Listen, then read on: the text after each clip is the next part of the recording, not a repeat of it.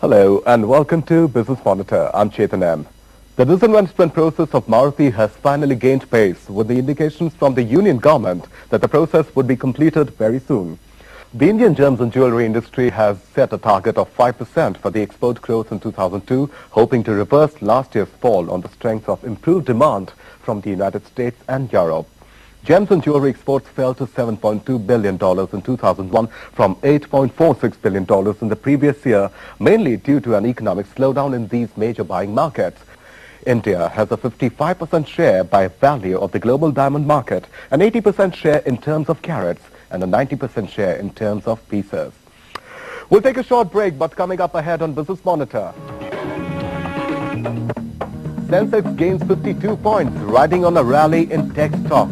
Welcome back. You're watching Business Monitor. Moving on to the stock markets. The markets ended higher after a subdued start, led by a rally in tech stocks. The markets opened on a subdued note on selling pressure and tech stocks following a fall in the U.S. markets on Wednesday. However, hopes of improved quarterly results of tech as well as non-tech companies lifted the market from its lower levels.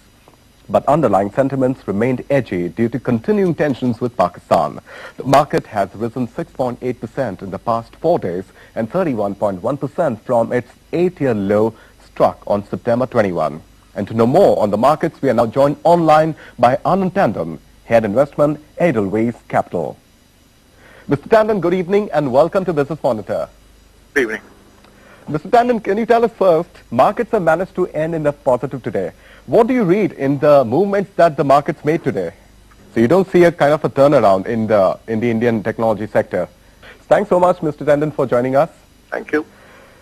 Well, that was Mr. Anand Tandon, Head Investment, Edelweiss Capital. Moving on to the Asian markets. Tokyo benchmark Nikkei average slipped for a 7th straight session, weighed down by falls in Nissan Motors and other big exporters as hopes for a speedy U.S. recovery waned. The technology-sensitive Nikkei shed 49.40 points to 10,128.18 and is now down more than 7% after its 7-day skid. The rupee ended at 48.25 per dollar, off an intraday high of 48.22, but firmer than Friday's close. The one-day call rate ended flat at 6.5%, up from Saturday's 6.4%. And moving on to the gold and silver market, gold prices strengthened on the bullion markets today on emergence of scattered buying in the face of restricted arrivals and closed with moderate gains, while silver surrendered fresh ground for want of support. The 24-carat at Delhi closed at 4,630 rupees, higher by 10 rupees. The Dow Jones Industrial Average opened higher by 1.59 points. The tech-heavy Nasdaq also moved upward 15 points at 2,075. While the S&P opened unchanged at 1,172.51 points. In his presentation, Bijal expressed his dissatisfaction on the open offer clause under the SEBI takeover code, whereby any stake sale is to be accompanied by a minimum 20% offer. In a board meeting held on 28 December 2001, SEBI had decided that the open offer price would be based on the basis of the average price in the previous 6 months, going back from the day the government takes a decision.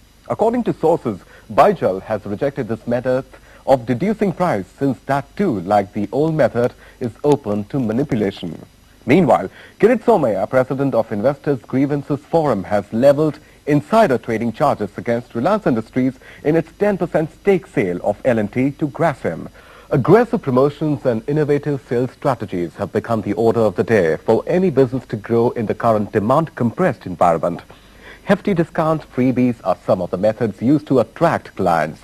Hero Honda's market share in the motorcycle segment is an impressive 49%, and that in the two-wheeler segment at 33%.